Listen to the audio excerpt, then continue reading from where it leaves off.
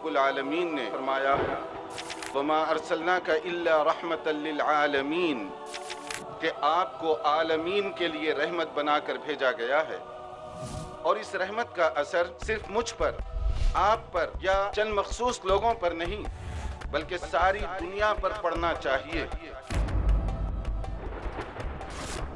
کیونکہ رسول اکرم صلی اللہ علیہ وسلم رحمت ہیں آپ کے لیے، میرے لیے، تمام دنیا کے انسانوں کے لیے، نہ صرف انسانوں کے لیے بلکہ حیوانات اور پرندوں کے لیے بھی۔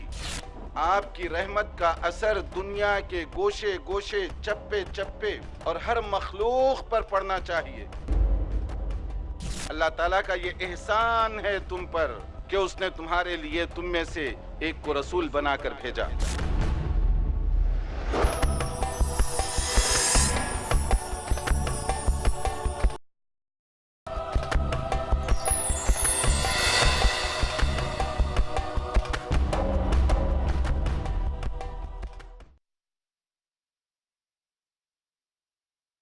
یورپ میں رہنے والے جانتے ہیں کہ بعض موقعوں پر رمضان میں تراویح کی نماز پڑھنے کے لیے بعض اوقات یک بستہ سردی کے اندر دن بھر کام کر کے تھک ہارنے کے باوجود اس کثیر تعداد میں جوق در جوق لوگ آتے ہیں کہ بعض اوقات وسیع و عریض مسجدیں ہونے کے باوجود ان کو گنجائش نہیں ملتی، حتیٰ کہ فٹ پاتھ پر کھلے پارک میں وہ نماز پڑھنے پر مجبور، اتنی سخت سردی میں۔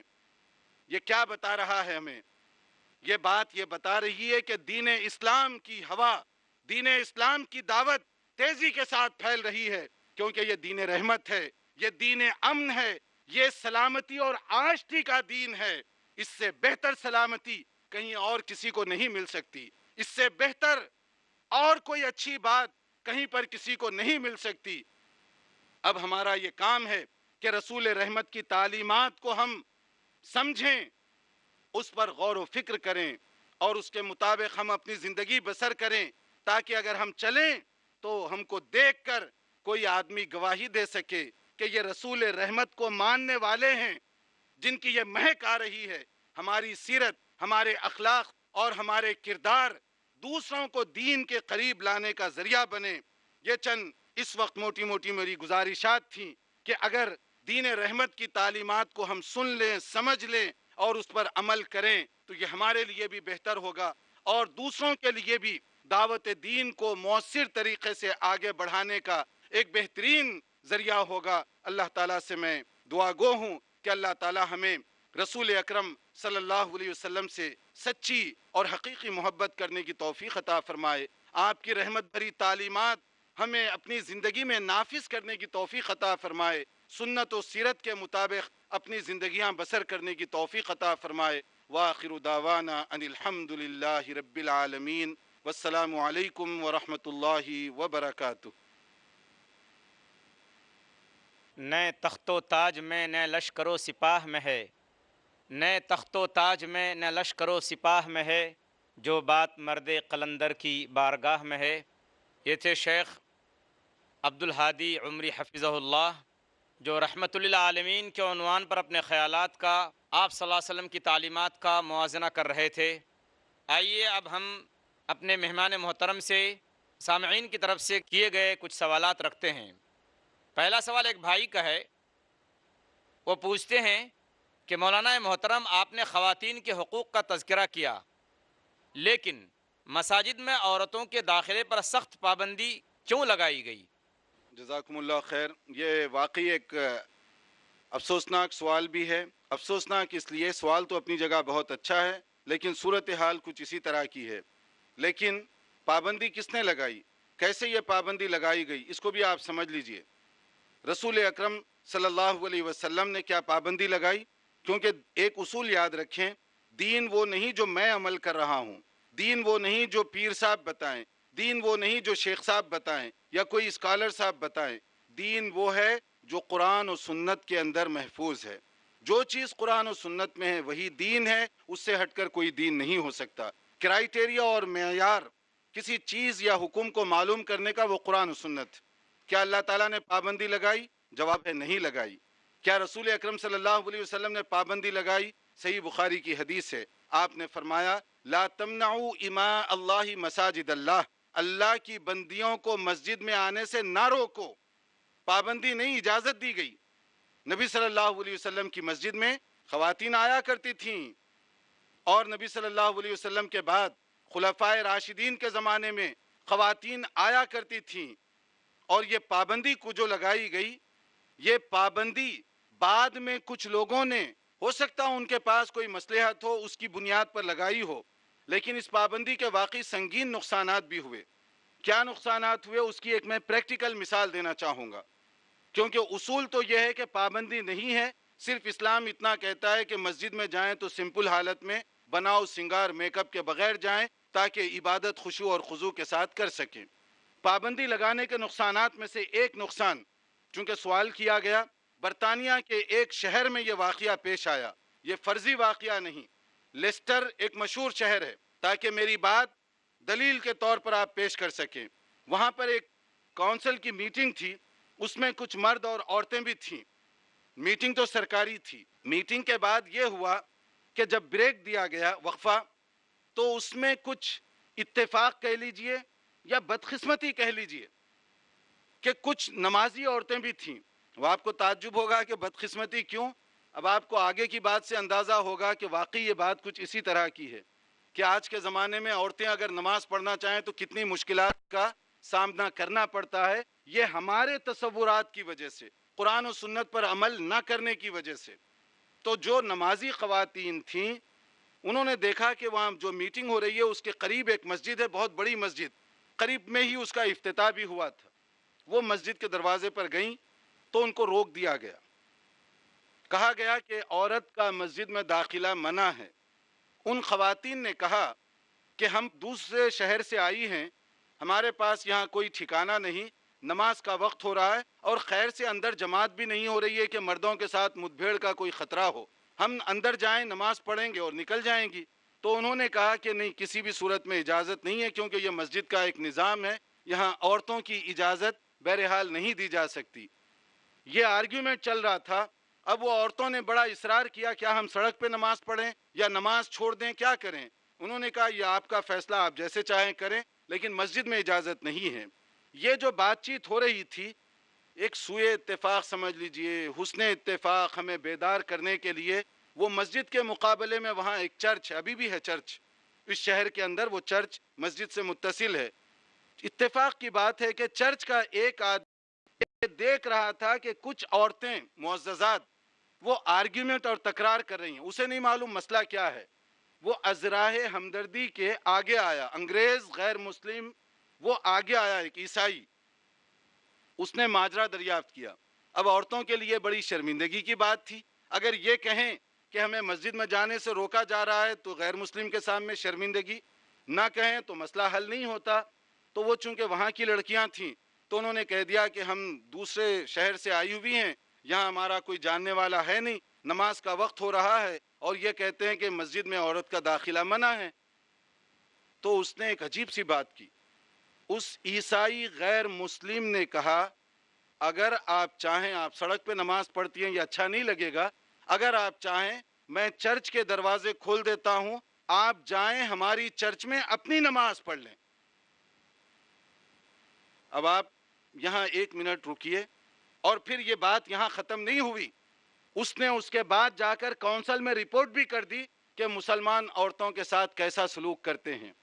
تو ہمارا یہ سلوک اسلام کی بدنامی کا سبب بنا، اسلام نے نہیں روکا، ہمارے سلوک کی وجہ سے یہ ہوا ہے۔ جزاک اللہ۔ امت اللہ نامی بہن ہیں، ان کا ایک سوال ہے کہ ایک شخص شراب کا کاروبار کرتا ہے، کیا اس کے ساتھ تعلقات منقطع کر لینا چاہیے؟ یہ بڑی افسوسناک بات ہے کہ بہت سارے لوگ ڈرگز کے کاروبار میں، شراب میں انوالو ہوتے ہیں، جبکہ معلوم ہے کہ اس کو اللہ تعالیٰ نے حرام کہا ہے۔ جیسے میں نے خطاب میں بھی کہا کہ یہ حرام کر دیا گیا ہے اور اس کے اندر کوئی گنجائش نہیں رکھی گئی۔ رسول اکرم صلی اللہ علیہ وسلم نے تو یہاں تک فرمایا شراب پینے والا، بیچنے والا، بنانے والا، سرو کرنے والا، وہ سب کے سب گناہ کے اندر شامل ہوں گے۔ ایسے لوگوں کے لیے پہلے کی جائے، سمجھایا جائے، شاید تبلیغ کے ذریعے سے ان کو بات سمجھ میں آ جائے، اور اگر بات ان کی سمجھ میں نہیں آتی، دعا بھی کرتے رہیں ساتھ ساتھ، لیکن یہ بھی سمجھ میں نہیں آتا تو ان کا کم سے کم اتنا بائیکاٹ کریں کہ کھانے پینے کے اندر شیئر نہ کیا کریں، تاکہ ان کو فیل ہو، ریئلائز کریں کہ آپ کے اس حرام کام کی وجہ سے ہم آپ کے گھر کھانا نہیں کھاتے، مگر تعلقات کو پوری طرح نہ کاٹیں تاکہ تبلیغ کا، سمجھانے کا، واعظ و نصیحت کا کوئی نہ کوئی بہانہ باقی رہے اور آپ اس کو سمجھاتے رہیں۔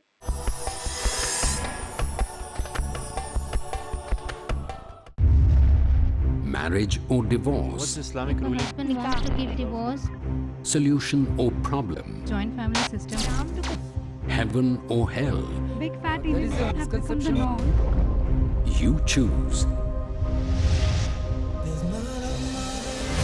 Beauty, wealth, family status, virtue. Decide what you want. Decide your choice. Be sad or be happy. It's your choice.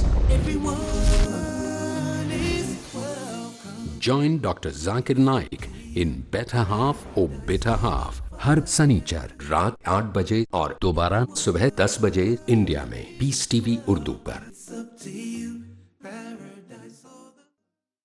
اندھیروں کی سیاہی کو مٹانے کے لیے، گناہوں کی تباہی سے بچانے کے لیے، ہم نے قرآن سے پہلے ایمان لیا، پھر قرآن مجید کے احکام پر گفتگو کی۔ یہ فرض، یہ واجب، یہ کرنا، یہ نہیں کرنا، یہ گناہ، یہ حرام، یہ مکروہ، یہ ساری چیزیں ہیں۔ ضروری ہے یہ ہر جگہ اللہ تعالیٰ کی مشیت کار فرما ہے، اس کے اذن کے بغیر پتہ تک جنبش نہیں کرتا۔ یہ آپ کے ذہن کی کیفیت ہو جانی ہے۔ دین کی، حق کی اور اخلاق کی تعلیم۔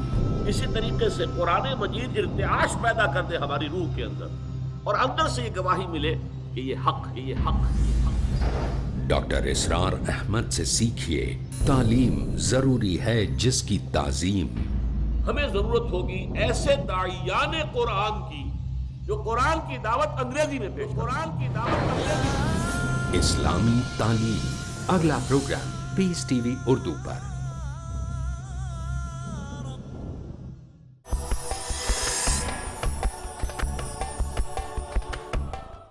انتہائی اہم سوال ہے عبد الرحمن بھائی کا۔ وہ کہتے ہیں کیا قرآن مجید کی تفسیر سمجھنے کے لیے اس یعنی حدیث کی ضرورت ہے؟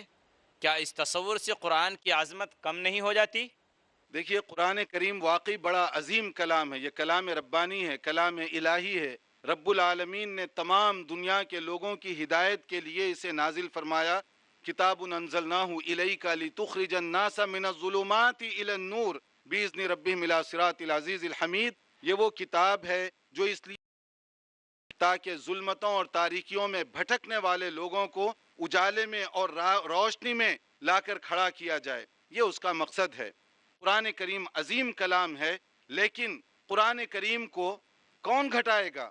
اگر آپ نبی صلی اللہ علیہ وسلم سے قرآن کو سمجھتے ہیں تو قرآن کی شان میں اضافہ ہوگا، قرآن کی شان میں کوئی کمی نہیں ہوگی، اس لیے کہ قرآن کریم ایک دستور ہے، اور دستور اس میں پوری ڈیٹیل اور تفصیلات نہیں ہو سکتی، اصول ہوتے ہیں، بنیادی باتیں ہوتی ہیں۔ قرآن کریم میں مثال کے طور پر پہلے صفحے کو آپ لے لیں، اس میں اقامت صلاۃ اور زکوٰۃ کا ذکر کیا گیا، وَيُقِيمُونَ الصَّلَاةَ، کہ وہ نماز کا اہتمام کرتے ہیں اور جو کچھ اللہ نے دیا اس پر وہ خرچ کرتے ہیں، یہ حکم دیا گیا۔ اگر میں اس پر عمل کرنا چاہوں، قرآن کے اس پہلے حکم پر جو پہلے صفحے میں ہے، جس کو 70 سے زیادہ مقام پھر دہرایا گیا ہے، کیسے میں عمل کروں گا؟ صلاۃ کس کو کہتے ہیں؟ کیسے اس کو ادا کیا جائے؟ کتنی رکعت ظہر کی، کتنی عصر کی، کتنی مغرب کی، رکوع، سجدہ، یہ ساری چیزیں مجھے کہاں سے ملیں گی؟ اس کے لیے کوئی ایسی شخصیت چاہیے جو ایکسپلین کرے، جو اس کی وضاحت کرے۔ اب وہ شخصیت میں بھی ہو سکتا ہوں، آپ کسی کو چن لیں وہ بھی ہو سکتے ہیں، یا وہ شخصیت وہ بھی ہو سکتی ہے جن پر براہ راست نازل ہوا، جو وحی کی روشنی میں فرمایا کرتے تھے۔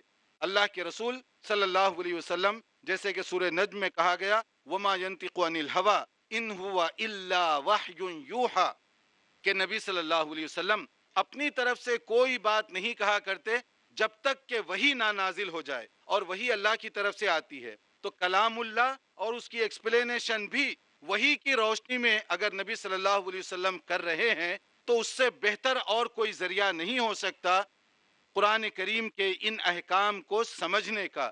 اس لیے قرآن کو سمجھنے اور اس پر عمل کرنے کے لیے رسول کی طرف دیکھنا ضروری ہوگا۔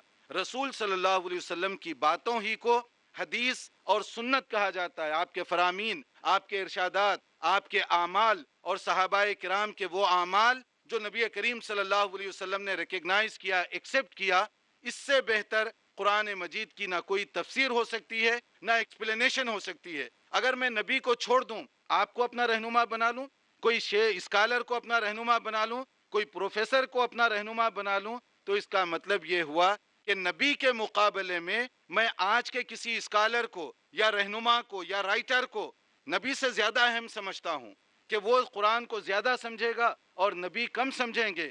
اس لیے یہ ایک باطل اور غلط تصور ہے کہ قرآن مجید کو ہم اپنی طور پر سمجھیں، بلکہ قرآن کو سمجھنے کے لیے رسول پاک صلی اللہ علیہ وسلم کی طرف دیکھنا ہوگا، اور رسول اکرم صلی اللہ علیہ وسلم کے اعمال، ارشادات اور صحابہ کرام کے اعمال حدیث کی شکل میں ہم تک پہنچے ہیں، اور وہ محفوظ حالت میں ہیں، اتنی محفوظ حالت میں ہیں کہ مسلمان نہیں بلکہ غیر مسلم اورنٹیلسٹ مستشرقین وہ تک یہ گواہی دے رہے ہیں کہ لیفتخر المسلمون علی علم حدیثہم ما شاءوا، غیر مسلموں کی یہ گواہی ہے کہ وہ کہتے ہیں کہ مسلمان ذخیرہ حدیث پر جتنا فخر کرنا چاہیں انہیں اس کا حق پہنچتا ہے، اس لیے کہ نبی صلی اللہ علیہ وسلم کے علاوہ کوئی ایسی دینی، سماجی، سیاسی کوئی شخصیت تاریخ میں نہیں گزری جس کے اعمال کو اتنا محفوظ کیا گیا جیسے نبی صلی اللہ علیہ وسلم کو محفوظ کیا گیا۔ جزاک اللہ۔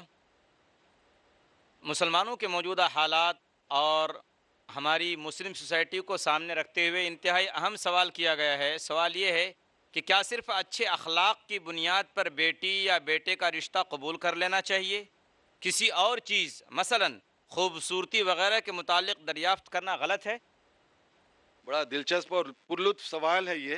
تو دیکھیے کہ اصل میں معیار کیا ہے اور کیا کیا چیزیں دیکھنی چاہیے، یہ بھی ہم سنت کے ذریعے سے ہی دیکھیں کہ نبی کریم صلی اللہ علیہ وسلم نے جو ارشاد فرمایا تنکح المرأة لأربع، عورت کا سلیکشن 4 باتوں میں سے کسی کو سامنے رکھ کر کیا جاتا ہے۔ یا تو لوگ اس کی بیوٹی دیکھتے ہیں، حسن و جمال، یا اس کی دولت دیکھتے ہیں کہ رچ بیک گراؤنڈ کی ہے، فیملی بہت مالدار ہے، یا نہیں تو اونچے حسب نسب کہ رائل فیملی کی ہے یا بڑی برادری کی ہے وغیرہ وغیرہ، یا نہیں تو ولی دینہا فاظفر بذات الدین تریبت یداک، اس کے دین کو دیکھ کر کرتے ہیں۔ نبی صلی اللہ علیہ وسلم نے ہدایت دی کہ اخلاق اور سیرت کیریکٹر والی کو ترجیح دو، تم اس کے ذریعے سے کامیابی پا سکتے ہو۔ یہی بات مرد کے بارے میں بھی آپ نے فرمائی، لیکن اس کا قطعاً یہ معنی نہیں ہے کہ حسن اخلاق اور سیرت کے ساتھ اگر آپ دوسری چیزوں کو دیکھنا چاہیں تو اس سے منع کیا گیا، ایسے نہیں ہے۔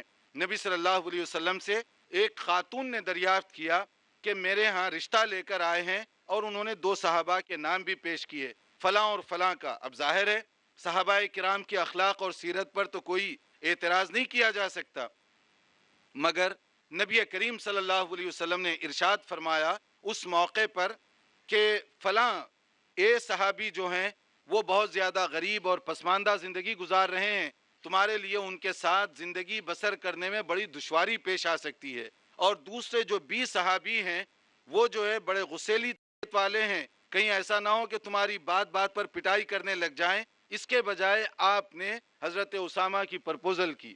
تو اس طرح سے معلوم یہ ہوا کہ اخلاق اور سیرت کے علاوہ بھی جو دوسرے پہلو ہیں وہ دیکھے جانے چاہیے، مگر اس کو سیکنڈ پرائرٹی میں رکھیں، آپ دوسری ترجیح اس کو دیں۔ پہلا جو ہے اخلاق، دینداری، اور اس کے بعد جو دوسری چیزیں ہیں، اور یہی کفو کی ایک بہترین مثال ہے جس کے ذریعے سے دونوں میں ایک اچھی انڈرسٹینڈنگ بھی ہو سکتی ہے اور دونوں پاکیزہ زندگی بھی گزار سکتے ہیں۔